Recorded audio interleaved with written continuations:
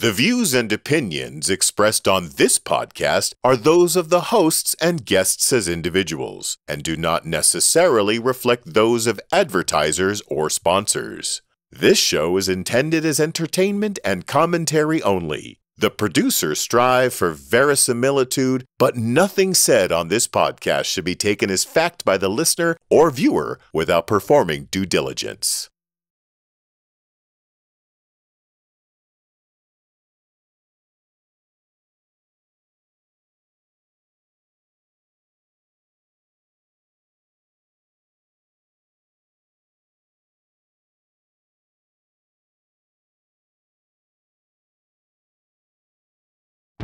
That existence, the physical universe, is basically playful.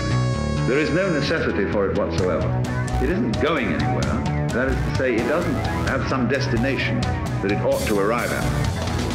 This is Keep Your Hat On, a show by three nerdy nobodies and one nerdy kind of somebody about nothing in particular. Keep Your Hat On is brought to you by the Narrowband Broadcast Network, NBBN. The focus is on you. By PodSquadPDX.com, painless podcasting. And by the kind support of KYHO fans everywhere through Patreon. Patreon, create on your own terms. Coming right up. Still one hat down, the remaining three horsemen of the rolling apocalyptic pandemic shitstorm bring you Dead People. Gee, guys, leading with fun this season, huh? After the Death Ledger, we spin the wheel of Topic Roulette. This is apparently Andy's way of apologizing for killing off Betty White. I'm your vivacious announcer, Mr. Brumage, and for the record, Han shot first. Greedo was a conniving little rhodian bitch anyway. Anywho, bringing out the dead, here's Winkin', Blinkin', and as always, Nod. And hello, welcome to Keep Your Hat On, the show where hell, even we don't know where we're going to go. Of course, I'm Andrew Scott, along with my good friends Ty Robert Anthony and Christopher Vicano. Bonjour. And we are, once again, Dr. Mark Peterson-less. He is off pursuing domestic bliss and or new ukulele project with people. But how's everybody doing? How's the intervening week and some been? Doing really good. Been the week's been super busy, but the sun's out today. Just in a good mood. Yeah, we are having a very rare, absolutely sunny, lovely Sunday in January, which here in the Pacific Northwest is kind of unheard of. Yeah. Is it just me, or did last week and this week, including the sunshine, just kind of make you feel like spring is here? I know. I felt it's that. Certainly teasing. I was just going to say what I felt was that feeling of the great lie that we all get here in Portland Right. when this happens in January, and you just kind of feel like you're being sold a bill of goods. Oh, see, and that one hits me hard because growing up in Denver, we would get proper spring, and then it would be snatched away at the end of May with a late snowstorm, and it would wipe out all the flowers, and Yeah, I just always pictured it as like Mother Nature is just being a prankster and going into the room and flipping the light switch on and off real quick. Yeah, getting lulled into a false sense of spring. To wake us up, yeah. It's been lovely here, and it's been beautiful. And actually, apparently, this is like the warmest winter the whole nation has had on record for years. Thanks, global warming. Yeah. Yeah. Oh, well, it's not real. No, it's all fake. Nothing affects our flat disk of a planet like that. It's not, right. Or was it yesterday or the day before Big Sur got breached by a fire? Yeah, I saw that. Yeah. That's not great. No, we got a bunch of sign. I will say there's been a bunch of weird shit going on in the news that you weren't really ready for, and I will take a moment here to bring to your attention a correction that I need to make. Not really a correction so much as an admission of I think I might have killed Betty White.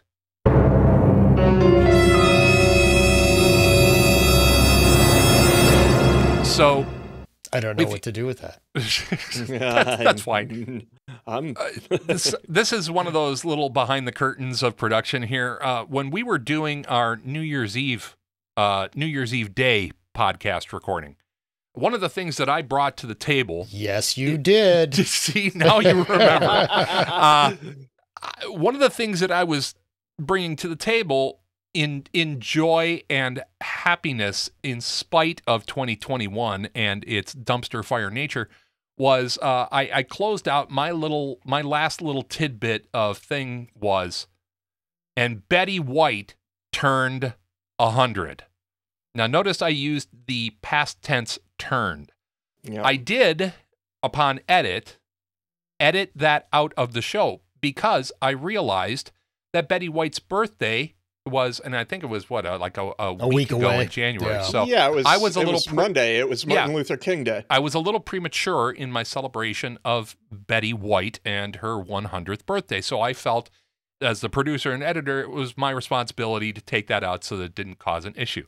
And I'm not kidding. This is the series of events and how it went. I finished up the edit. I got everything wrapped up. I started to do my deploy through the service that we use to put the podcast out there. And I hit deliver, I hit the go live thing. That podcast went up. And then while it was spooling up, I pulled up the news.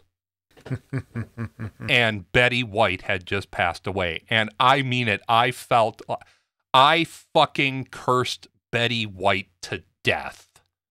And I genuinely felt bad. I genuinely felt that somehow I was cosmically responsible for some of this. It is all you.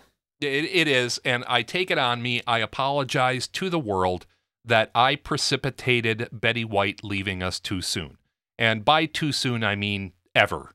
But yeah, we've lost so many people here in the past couple weeks. We lost Meatloaf, and you can have whatever feelings you want about him. I have complicated feelings about Meatloaf because when I was a young man, I often got called Meatloaf because I was a rock and roll singer with really long hair who was fat. But we also lost on, I think it was the same day, we lost Bob Saget? Yeah, Bob Saget passed. Well, we lost him last week. Yeah. Well, no, who died on the same day as Meatloaf? We lost another one. Well, we lost Meatloaf, which I've been. It's kind of a bummer that we lost him. We lost both members of that writing team, and as I've been going through their materials, that writing team was really on to something. Oh, Jim Steinman? Yeah. Jim Steinman. We should actually do a dive at some point in the future about Steinman. And he was such an eclectic weirdo in both really good and sometimes slightly creepy ways. But as far as musical chops and the way he wrote, he was completely unique. The mechanisms he uses and everything else, really, really good story. And it's something to say too that for having for people in our generation, whether or not you loved it or hated it, Bat Out of Hell was unavoidable. Oh, To reach back and use a term, or to use a turn of phrase that popped up in the Wayne's World movies, the Bat Out of Hell album was, for our generation, it like showed up in the mailboxes attached to Box of Tide. I mean, everybody had it. Oh, yeah. And it did have some absolutely brilliant and inspired music in it. Oh, well, and I think everybody bought it for the album cover thinking they were getting a heavy metal album. Right? And then all of a sudden first listening, it was like, wait, what? Wait. It's like, did Gilbert and Sullivan get involved? Exactly. I was going to go that route. I mean, I think the success of Bat Out of Hell was its mass appeal. Right. Yeah. And it has all the elements. Every song has an element of show tunes for Gen X. There literally was something there for everybody. You can imagine it being on a stage in a play, being the soundtrack of a play. Or like featured heavily on Glee, you know? Right?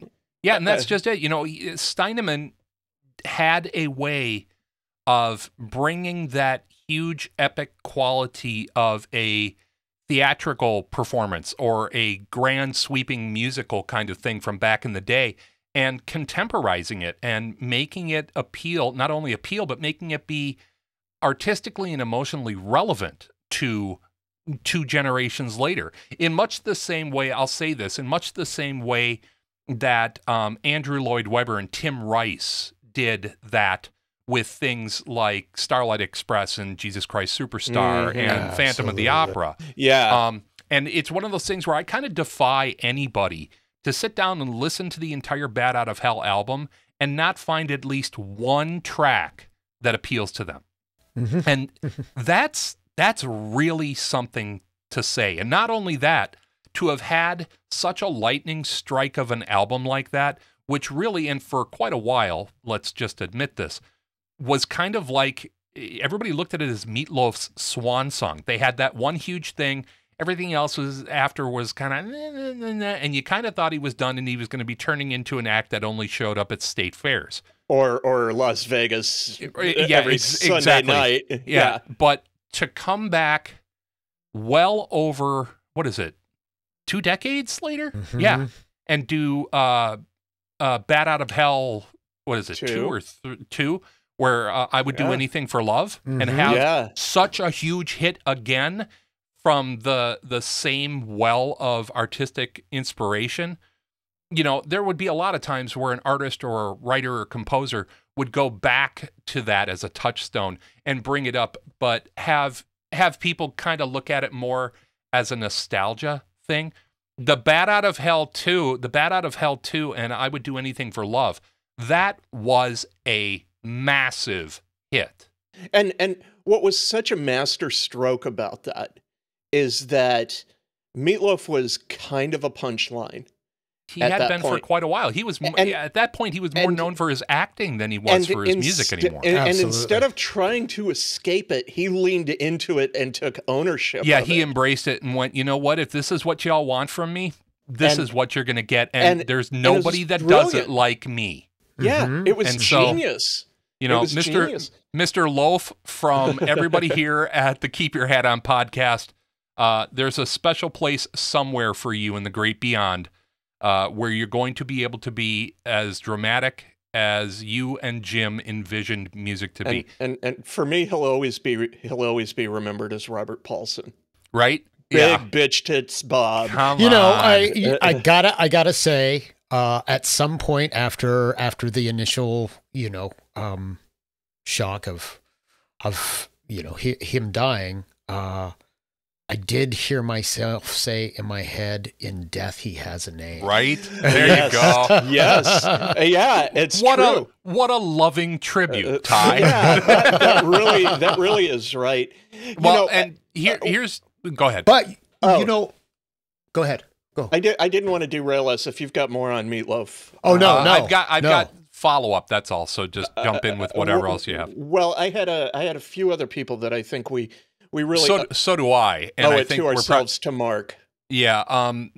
One of the people, and this is the person that I misremembered. We lost 2 titans in comedy. Of course, everybody is familiar with the loss of Bob Saget, which was a very, very sad thing. Bob Saget, in my mind, was one of the most underrated performing comedians in modern comedy. Everybody thinks of him as, the guy who did America's Funniest Home Videos and sitcoms and all that business. Not after that documentary about not after the documentary about the Aristocrats. The Aristocrats. And you know what? I'm so happy that the Aristocrats was a movie and a thing. Yeah. And B, that Bob Saget really, I was really pleased in all the tributes in everything that were happening on social media after his untimely passing, that people instead of constantly reaching back to a 1980s sitcom, they said the 1980s sitcom thing is almost more of a yeah and. More people were pointing to the Aristocrats. Now, for our listeners who don't know, the Aristocrats was a movie, was it about 15 years ago? Yeah, right? 10, yeah, okay. 15 years, yeah. There's a notorious and infamous joke that we won't do here. Not because I'm afraid of it, but because, I'm afraid of it. And it really is one of the filthiest jokes ever.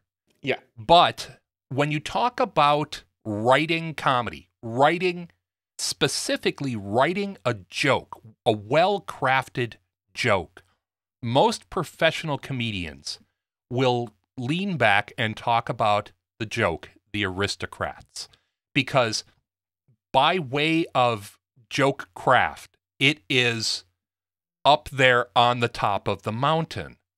And what that really did, that movie, so many people, particularly of our generation who grow up watching that stupid sitcom, we had no real grasp or understanding of Bob Saget the comic.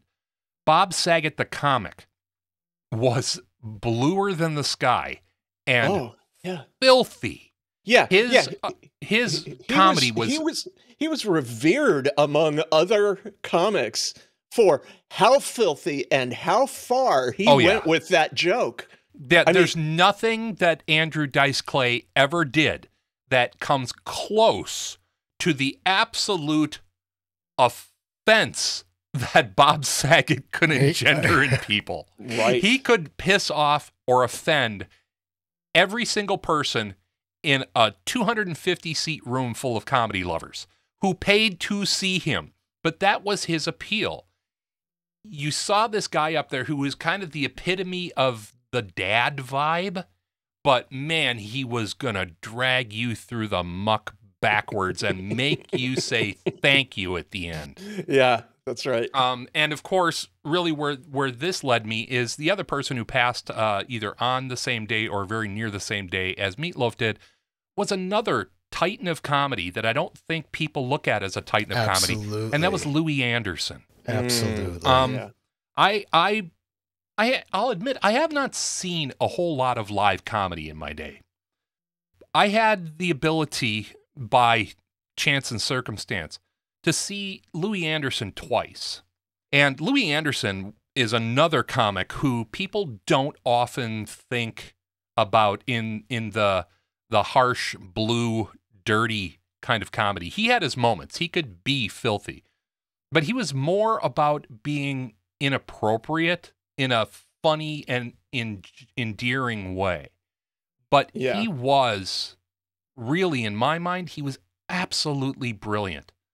There are very few people that riffed like Louie Anderson riffed and that worked the audience the way he did. If you go on YouTube, just type in Louie Anderson and then heckle, and watching him shut down hecklers like a sport in itself. It just he would decimate these people, but not. And he's out there picking them off, not in a mean way. What Louie did, and this is a skill or a talent that, in my mind, the best of the best comics can do, is they'll shut down a heckler by illustrating how inappropriate the heckle was and how shallow it made the heckler look. I swear to God, there was when I saw him at the Riverside Theater in Milwaukee many, many years ago, somebody started heckling him. I think it was about his weight. This was one of the times when Louie was really at his heaviest.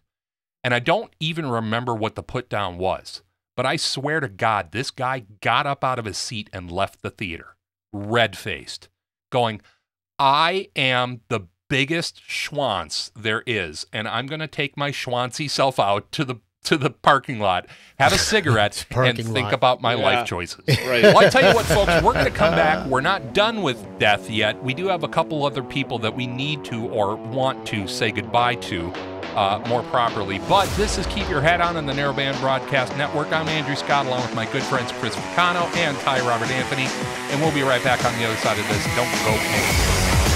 Out. Yeah, thank you. I had forgotten. I just didn't think that 40-minute block of death was. We should kind of tighten this up a little bit.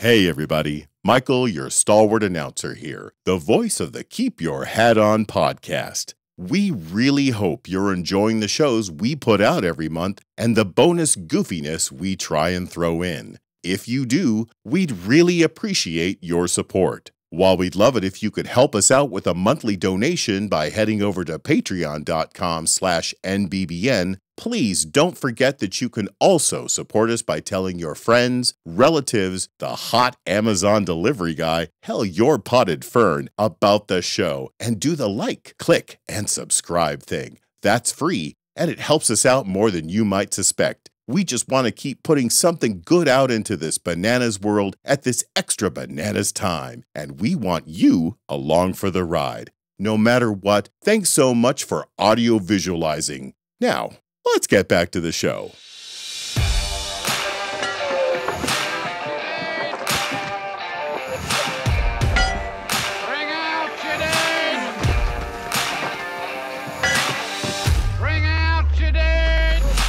And welcome back. This is Keep Your Hat On, the show where hell even we don't know. I am here with Chris and Ty, and we're not here with Dr. Mark because he is off. I think he's currently sitting there watching his new flooring come up the temperature before it gets installed. He's playing. He is. I think he is, actually. If I remember right, he said that he misscheduled one of his new jam sessions. He's moving into the realm of professional auto harpist. So he's obviously going to be super busy with that. But a lot of demand for auto harpist. But we had, in the first segment, we had said goodbye to some of the people who have recently passed. We're promising that we're not turning this entire podcast into who died recently, but well, we're not promising just yet. It's true. I mean, it's early in the year. We don't know else, but we lost a couple people that we had made reference to. We all decided that we did want to say goodbye to a few other people, and this is one that is very significant to both Ty and I. Not that it's not significant to Chris, but Ty and I are both practicing Zen Buddhists, and really probably the most notable Zen Buddhist in the world, especially through the 60s and the 70s civil rights movement, was a Vietnamese monk called Thich Nhat Hanh. And there's a lot of pictures. If you just Google Dr. Martin Luther King, you'll see that Teacher Thich spent a lot of time with Dr. King and before and after his death, and really was, I would say he was many people's first inroad here in the West into an examination of not only Buddhism, but particularly Zen Buddhism. And he was a wonderful man. He had a stroke, what was it, Ty, about 10 years ago? Yeah, I think so. Yeah. I don't know. I think I think it might have been more like 5 years ago. Well, you're sitting in front of a computer. Type that up and get us the right number. But he also was really one of the first people, and look, we're all going to knee-jerk at this term a little bit, okay? But he was one of the real inroads here in the West to the idea of mindfulness. Simple mindfulness, paying attention to where you are and what you're doing, and really fully embodying what you're doing, from taking the garbage out to meditation to being present with the person that you share space with. Mindfulness has really turned into kind of a beaten up term. It's I don't want to say it's overused. I think what's happened to it is that it's become a catchphrase for just things that make you happy, and that's really a dumbing down of the term. But he was very important to Zen Buddhism around the world, and Ty and I, our teachers, are all very. I would say that they all have incorporated at one time or another ideas that Teacher Thich put out into the world for everyone to employ in their own spiritual life, no matter No matter if you're a practicing Buddhist or a practicing Catholic or a practicing Jew, he really was very ecumenical and cross-cultural in many ways. And it was a beautiful soul and left us last night. So a few things. The stroke was in 2014. Okay, so it was a little less than 10 years. I thought it was well, I didn't think it was incredible or notable. It drew my attention that he died exactly at midnight. Yeah, what an example of what we could all be. Yeah, living to your potential. Yeah, something, I don't know, there's some kind of weird cosmically spiritual significance of punching out at midnight. Yeah, well, yeah. Yeah, that strikes very. Yeah, my time here is finished. Synchronous. And what we in our tradition say when someone leaves is gate paragate parasamgate bodhiswaha, which is Sanskrit that translates essentially into gone beyond, cross the stream to enlightenment, hail. And to all the followers of beautiful, tender teacher Tish, we're with you. And moving on down the list, one of the other people that we lost that was really significant to our generation of film geeks is Sidney Poitier. Well, multiple generations. Well, yeah, but I think really...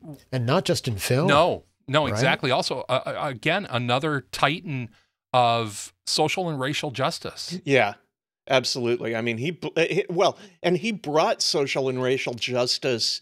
He kicked the door open in Hollywood on that particular issue. He was really one of the first black leading men. Yes. And just his presence as a person and as an actor made him undeniable. You could not deny that this man deserved that moniker and deserved the roles he got. Right. And I think he really opened up a lot of people's thinking, really profoundly misguided and presumptuous thinking. Particularly early in his career, in the 50s and 60s, the roles he took as a leading man, he changed a lot. Particularly, I think a lot of directors and producers and casting directors. Oh yeah, he broke down this thinking of the idea that there aren't roles for actors of color, or that certain roles should not be played by actors of color. I mean, everything, his early stuff, I just think off the top of my head, To Sir with Love, In the Heat of the Night. The big one that jumps out for me from the 60s was Guess Who's Coming to Dinner? Yes. But then really what was a lightning strike in our popular consciousness in the 70s was In the Heat of the Night. And the character of Virgil Tibbs. At that point, if you said anything about Sidney Poitier, it had to be, the playing field was leveled. You were no longer talking about race. You were talking about a master actor at the apex of the mastery of his craft, and you would stack him up with any titan of the day, any major actor. And all the other thing that I just remember from being, living in that era was how many huge names that, oh boy, I'm going to get in trouble for saying this. In our generation, there was a not insignificant subset of white people who would always say, and as a black actor, in order to, I don't know, parenthetically qualify for some weird reason. It's an asterisk, which is offensive. But all the major white leading actors of the time, Robert Redford, Jimmy Caan, all those big people, Brando, when they talked about Sidney Poitier, there was no parenthetical qualification of as a black actor. They were all in awe of this human being and his ability to perform on screen. And he transcended color, but at the same time, he never, ever left his racial identity behind. And that really, to me, that speaks to that drive that he had with people and in locked arm in arm with people like Harry Belafonte, who were like, it's time to begin this racial reckoning. And part of the way I'm going to do this is by just being a good human being first and being an actor first. But if you want to talk about race, I'm here for that. Yep. Absolutely. And the last person that we're going to be saying goodbye to is somebody that you really wanted to talk about, Chris. Yeah. So, and this dovetails nicely because as another person who was really instrumental in changing their industry's perspective on race, I feel it's really important for us to acknowledge the passing of André Leon Talley, who is not a household word, certainly not among, straight Gen X white guys like us. No, I would agree with that. But he was incredibly important in the fashion industry. He was an absolute force of nature in the fashion industry. Yeah, and for our listeners who aren't familiar, André Leon Talley was most famously known in popular culture as the editor of Vogue magazine. Yeah, exactly. Okay, that explains. I couldn't, this person was not on my radar until his death, unfortunately. But I don't think there's anything to apologize for that. He was one of those people where, he was not somebody that we thought about by name, but when you think about their impact, my consumption of news media is not as wide open as others. We'll say it's tightly curated these days. And it didn't matter for me whether I was on NBC or whether I was watching Al Jazeera. There was a lot of focus on this individual. And even at one point on NBC, they kind of rolled through like Meatloaf and Poirier and then all the big popular and then they names. And they went straight to this guy, and then they would spend like 15-30 seconds doing this big montage. Yeah. And I just wasn't I didn't see the relevance. I don't see the relevance because he's not on my radar. Yeah, and let me see if I can help frame it in a little bit. First of all, in his position as editor at Vogue, he very much opened the door for I will say equal footing for black models. Yeah. Tyra Banks and you can go down the list of names. I think it's fair to say they would not have achieved the high degree of success they would have had it not been for his influence on the industry. The other piece that I think is important about Talley is what he was not. And in the 90s, the modeling industry, the fashion industry was incredibly predatory. Oh gosh, yes. And you had agents and you had publishers who were constantly taking advantage of young girls. Yeah, there was slimy, funny business going on all over the place. It was basically you sleep with me or you've got no career kind of stuff going on. And André Talley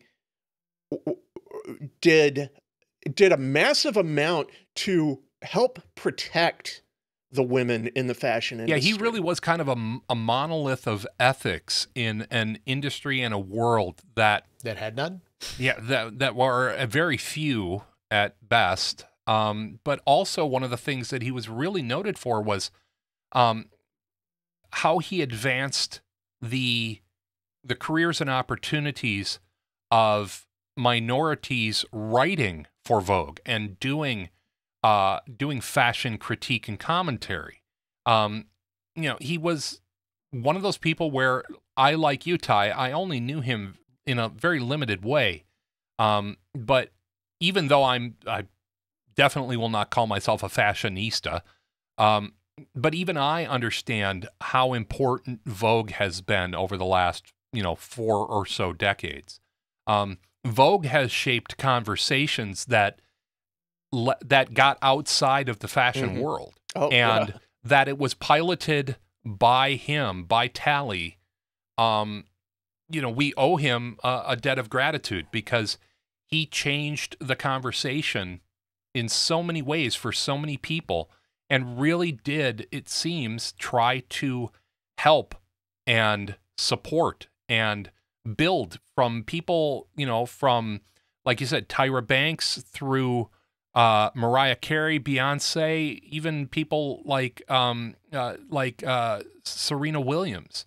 He helped them get their ground in fashion design themselves. And let's go back even farther in the history, because while he did not maybe spark their initial careers, he worked hand in hand with two absolute titans, Grace Jones, and Imam, and so they worked as sort of a collective force together, and really bringing Grace Jones into the crossover of the fashion industry. That was really seminal and often overlooked, and he was pretty instrumental in that. I mean, they worked together to make that happen. And I think it's just what's so special and important about him, and circling back to the fact that he's not a household word. We didn't know his name. We didn't understand his legacy until his passing. It's that he worked quietly on his little corner of the world, and yet made such a profound, massive, rippling effect. That's one of those things, man. You throw a tiny, tiny rock into a pond, those ripples build up. But I think we're going to put a end point on our discussion of death here now, for real. But to our dear listeners, maybe look into the lives of some of these people that we mentioned, and see how maybe they changed their small corner of the world, but at the same time, see how maybe they influenced your small corner of the world. But our small corner of the world is turning the corner. We will be back in just a minute. A lot of corners in there. With a little bit of fun. This is Keep Your Hat On. I'm Andrew. That's Chris. That's Robert. We'll be right back. Don't go anywhere. Seriously. No. Put the hand out. Don't touch that.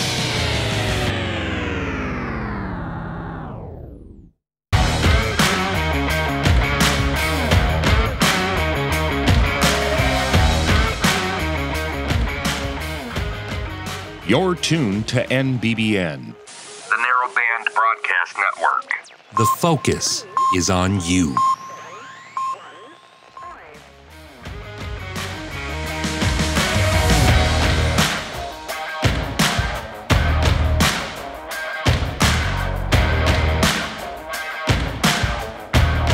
And welcome back for the last segment of this show. I don't know why I'm talking like this. I sound like a robot having somebody adjusting their underwear. I'm Andrew Scott. That is Chris Vicano, and that is Ty Robert Anthony. And we're going to play a little game here because we're all bored. Dr. Peterson isn't here to humor us anymore, or at least not right now. He'll be back next time, he promises us. But we're going to take a minute and play the Wheel of Misfortune. That's right. I don't know. Should I call this the Wheel of Misfortune? It's not all misfortune. Misfortune. It's I almost want to say maybe we'll just call it the Wheel of Random Shit. Yeah, or I was trying to think of a riff on the Spanish Inquisition, since it's throwing a question. Nobody expects that. Yeah. Well, I tell you what, we'll come up with some groovy title for this segment, but this, quite frankly, right now is called Let's Talk About Random Shit. We're going to spin the wheel here, and we're going to come up with a topic and see what happens. So here we go. We're pulling the wheel.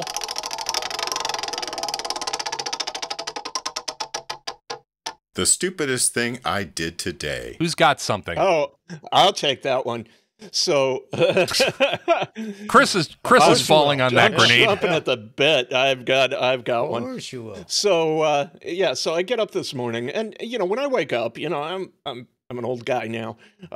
You know, my eyes are kind of bleary, and I'm used to that. And it usually takes about 10 or 15 minutes for my eyes to clear. You know, for my vision to really clear. Make it sound like you have glaucoma. Yeah, it's not that bad. It's just, you know, it's more just weed, son. More weed for my eyes to sharpen up and for me to get, you know, the world is clear. So lately I've been, you know, I put my glasses on first thing. And so I'm like, you know, I'm a good 10, 15 minutes in, and I'm like, shit, you know, what the hell is wrong with my eyes? They're still completely bleary. I feel this. And I feel what's happening here. And wait, let me get mine. I go to wait for it. Wait for it. You know, I go to the restroom to do my morning stuff. And not a place you want to have impeded eyesight at that time of day either. True. That's true. And I take my glasses off to wash my face, and suddenly everything is sharp and crystal clear. And I'm looking at my glasses going, shit, these are fucking filthy. I thought you did what I did, where you grabbed the wrong pair of glasses and you put on your readers when you needed your distance glasses. No, whoa! It was just that glasses... Why does everything look so tiny? And it caught me off guard because my glasses, you know, usually are really clean. But it was, yeah, it's like I'm just so used to not being able to see that now I don't even know why I'm not able to see. Yeah, it's like what reason today? Yeah, exactly. Well, I'm glad to hear that you didn't have any significant aim issues while you were blind in the bathroom. So let's spin the wheel again, and... You're killing me, Smalls. Who's got something that's grinding their gears? Ty? Ty, I'm counting on you, man. Wow. I know you. What is grinding my gears? What's under your skin right now, son? You know what? It's something that's been coming up a lot lately in conversation. Not that I have a conversation with a lot of people. But is the slag between... Not because you're a sad loner. It's just because you're trapped in a bubble. Yeah, exactly. That's all. Yeah. You like people. I do like people. Well, sort of. But... Sometimes. Given the right circumstances. Is the latency that recently that I've been noticing with the CDC. Oh. Someone told me like months ago, when this Omicron thing was really starting to take off, somebody told me, hey, don't use the cloth masks anymore, right? Yeah. Only the KN95s are really going to hold you through this. And there was not a lot of supporting out there in the internets, in the intertubes. There wasn't a lot of thing at that time to support that statement. I disagree. Let's argue. I couldn't find anything. It was the first. I mean, we saw that coming.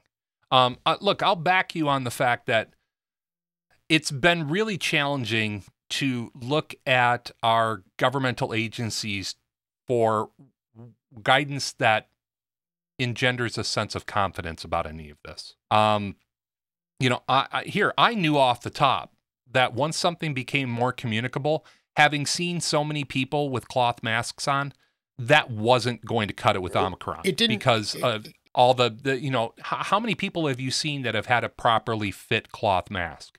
Ty, I will admit, being that I had one of your masks that you left here for a while, you know, your design was pretty good, but... Was that a cloth mask that I left behind? Yeah, it was when we were doing the deck. Yeah.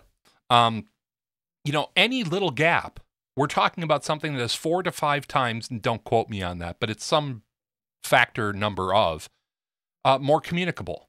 That if you're breathing past your mask, you're being exposed. And not only that, you're exposing somebody else. But again, I want to back you on, it would be nice, and I don't know where the damage really happened. Was this from a previous administration that had punched holes in the I don't know, but you know, I had this conversation and it totally made sense, right? Absolutely made sense. Couldn't find anything supportive, at least in the mainstream media, in the Google boxes. I couldn't find a study that was up to date that was saying, hey, people are really concerned that if you don't wear the 95s, that Omicron's going to get through. Didn't find any of that that day or the next 2 days. And then I think a lot of that, though, has to do with the fact that the CDC has a responsibility when it says something to back it with research and peer-reviewed facts. Right, which is why I started looking at that. That comes afterwards. That spools up. It takes a little while to spool that information up. But it was just this week that they finally came out and said, no, wasn't it? It's okay to be wrong. No, this week or at the end of the last week? 24 hours, Ty, 24 hours after Omicron was announced, there was a piece on CNN that said, and it literally said as its headline, those cloth masks ain't going to cut it anymore. I don't know that, I mean, where I wanted to chime in here is, I don't know that we can lay that entirely at the feet of the CDC, although we can't entirely absolve them of this. I'm in here sort of getting my gears ground by this too, and what I perceive is that there was a lack of crystal clarity in the messaging. Yeah, and you know, part of that is on the sender, but part of that is on the relayer as well. And so I think, you know, you mentioned CNN. I think with the other news agencies, I think in terms of getting the information out, maybe it was a little unclear to them, and so they just sort of made the best of it that they could. Well, but this isn't the first time there's been a slow, and this is what I was pointing to, is this isn't the first time that there's been a slow rollout by the CDC of something that other agencies, including worldwide agencies, are already posting up and saying, right? Oh, yeah. And I mean, look, we only have to look so far back as, and I can't believe that I said that because it's making me itch, the beginning of the pandemic in 2019, where, you know, remember we all were being told that masks, nah. Right. You know, the one thing that I want to say that, and I don't want to come off as an apologist, because look, there were mistakes that were made as far as communication and getting out information to people. Water under the bridge at this point, okay?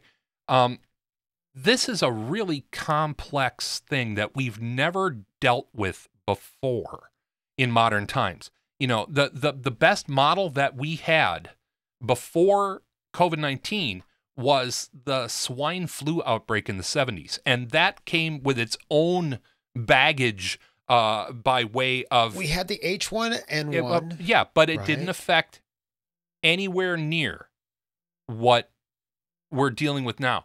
When we're talking about modeling this that we're going through right now, the best we can do is look back to the Spanish influenza pandemic of 100 years ago. My understanding, though, was that there was a whole unit of personnel, that there was a battle plan for this next big thing that got totally dismantled and thrown in the trash by somebody else. Yeah, and so we did have a kind of a plan. Well, we kind of did, but that plan was scuttled by the powers that be in the United States at that time. They literally threw out the playbook.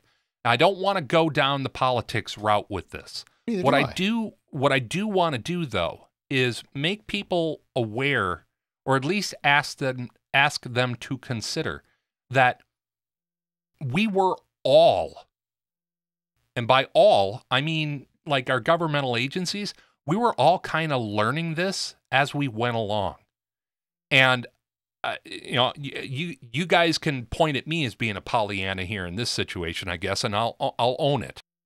That we were able to learn about this virus, that we were able to learn about its levels of communicability and its transmissibility.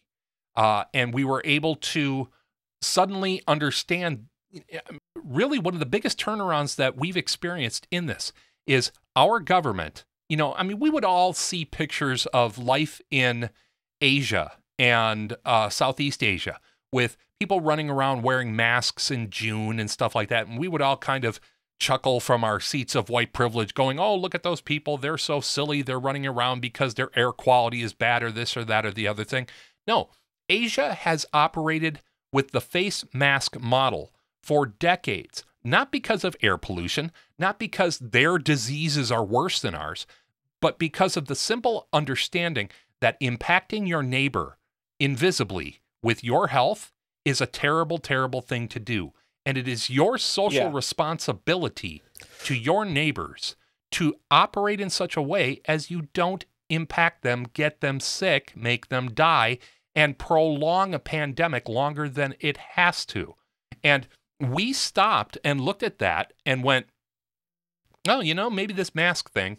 And then the research started because, the CDC has to have research behind it. So people had to do research. And one of the things that I was most impressed with is the independent research that people did. People in specialty areas of science like fluid dynamics. They were the ones, not some big think tanky thing attached to some university. It was some small guy with an LED laser and a vaporizer model, and he was firing stuff through masks. That study, and I'll try to find it because the visualizations of it were really amazingly illustrative. Those people were the ones that made the CDC go, oh shit, these mask things. Yeah. Yeah, but that's what I'm saying is here we are, we're like, what, 2 years into this, right? And the CDC still seems to lag behind. To be a bit flat-footed. Other organizations like the World Health Organization or other governments like Britain. And don't Europe. hold up Britain as a shining example of anything right now as far as COVID goes. But they've been kind of... part of the reason that they're where they are is because they have been kind of decisive about some stuff. The World Health Organization comes out with something, and I'm asking out of curiosity because I don't know what that bureaucracy looks like. I don't know these people, but it just seems like I would like to know what the hitch and the giddy up is, good or bad, in the CDC. I think you tripped over the word, and the word is bureaucracy. Well, there is no way to be again. There is no mechanism that hitch in the giddy that really allows the CDC to be to use a businessy term to be nimble or agile, or however you want to do it. All right, we've once again devolved into COVID panic talk. And if I could, I'd like to circle us back to this topic of masks right now because.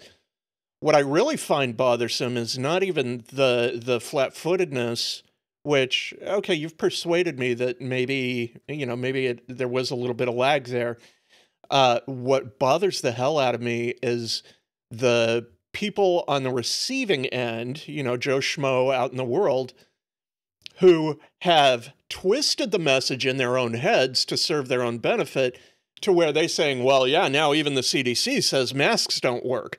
Well, no. Well, that's one of the ugly byproducts of this mixed messaging that we have been getting. Absolutely no question. It does empower those who are trying to politicize or otherwise twist the message. It gives them more fuel for their fire. But I really do want to stop talking about this now because we are at the end of the show, and I'm going to spin the wheel one more time, and... Because science. All right. I got one. This is my wheelhouse. We have landed on little factoids. And as we wrap up, why does it just have to be your wheelhouse? Because you got one and Chris got one. Yeah, I think that's fair. Little factoids. We will leave you, gentle listeners around the world, with this. If you were to take all the biomass in all the oceans in the world and put it all together and make it be something that you could meet with face to face, 2 out of every 5 creatures that you meet would be a jellyfish. I know too many jellyfish. That's a lot of damn jellyfish. And I get mildly squinked out every time I think about this. A not insignificant portion of all the ocean water is just jellyfish. So with that, enjoy your tentacle dinner when you go out for sushi. This has been Keep Your Hat On. I've been Andrew Scott. That's been Christopher Vicano. That, of course, has been Ty Robert Anthony. And we promise we'll have a Dr. Peterson next time. But until then, wear your mask. Definitely get your boosters. Take care of your fellow man. And remember, we may end up miles from here. Take care, everybody. Again, be good to each other, and we'll talk to you next time. Bye-bye, everybody. Well, there's a chunk of time you can't get back. From Portland, Oregon, this has been Keep Your Hat On, a big little show about a whole lot of nothing in particular. Keep Your Hat On is a narrowband broadcast network production in association with PodSquadPDX.com. Andrew Scott, executive producer. Robert Anthony and Chris Vicano, associate producers. Our theme music was written and produced by Andrew Scott, along with help from Ron Kajawa. Website design and maintenance by Vicano Creative, Chris Vicano Webmaster, available at VicanoCreative.com. Audio and video production by Andrew Scott, available at AndrewScottMedia.com. Got ideas or comments for the show? Email us at talkback@kyhopodcast.com, and don't forget to like, click, and subscribe. On behalf of the boys, I'm your announcer, Michael Brumage. Thanks for listening. I guess. Fine. We're incapable. So much for 45 minutes, 30 minutes. It's like some kind of goal that we'll never reach, but we keep trying to get to the top of that mountain. NBBN. The Narrowband Broadcast Network. The focus is on you.